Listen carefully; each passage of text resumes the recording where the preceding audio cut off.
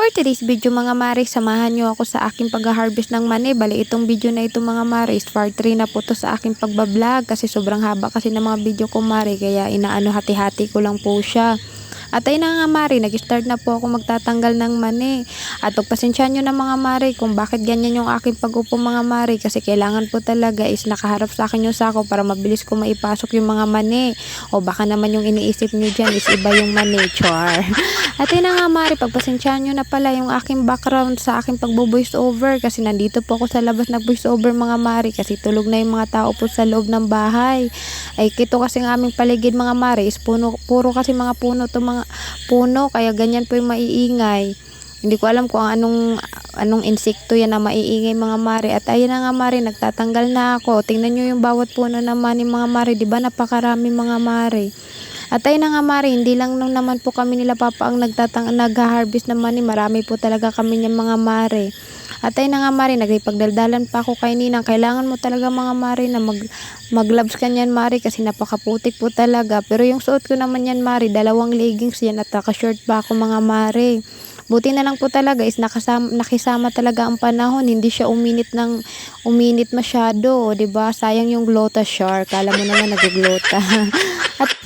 At ayun na nga mari, lumipat na ako para dito na naman po ako maghihimay ng mani. At nakikita nyo mga mari, sila papa at si Jeep, sila po talaga yung magbubunot at ako na muna yung magtatanggal ng mani. Tsaka pag marami na po kaming tambak, tinutulungan na po nila ako kung paano maghihimay ng mani.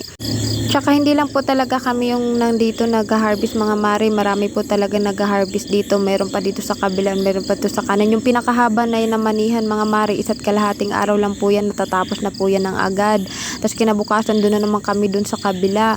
Yung pinakahaba na pinakita nyo sa una kong video mga mari, doon po kami lilipat. Tsaka alam nyo mga mare, mahilig po talaga akong magtatanim kahit dito sa labas ng bahay mga mare. Mahilig talaga akong magtanim ng gulay. Kaya simula bata pa talaga ako, sinasanay na ako ni Lula kung paano magtanim. May bukid kasi kami dati. Lumaki talaga po kami sa ganitong buhay. Kaya sanay na sanay ako, hindi ako maarte sa ganitong trabaho.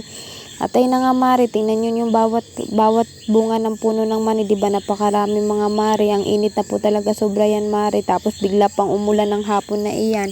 Buti na lang po talaga hindi ako inubo, hindi ako sinipon. At ayun na nga mari, sobrang putik na talaga ng aking leggings, pero carry pa rin yan, o diba andyan na ako kailangan hindi na pwedeng umuwi, char. At ayun na nga mari, sanay talaga ako sa buhay na bukid, hindi talaga ako maarte.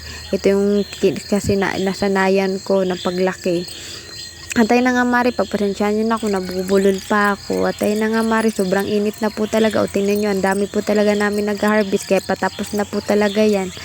At ayun na nga mari, buti na lang at may nauwi kami na unti para pag pumunta yung aking mga kamag-anak dito sa Apay, mabibigyan ko naman ng mani. Kaya pala rin ako sumama para para pag pumunta ang aking mga kamag-anak ngayong pay, may ibibigay naman ako ng mga mani. At ayun na nga mare, sobrang init na po talaga yan. Nakipagdadalan pa ako kay Ninang yan. At buti na lang talaga mga mare, huminto na yung ulan at uminit na rin ulit. Ayan, talagang hirap ng panahon mga mare. Umiinit at umuulan. Talaga lagnat at sipon na yung aabuti natin yan. At kaya pag uwi niyan mare, naligo talaga ako. At ayun na nga mare, pagpasensyahan nyo na nga pala ako kung hindi ako nakapag-engage sa inyo dahil busy po talaga ako nung nakaraan. Dahil nagpa-farm po ako, nag-harvest po kami sumama ako pag-harvest ng mani.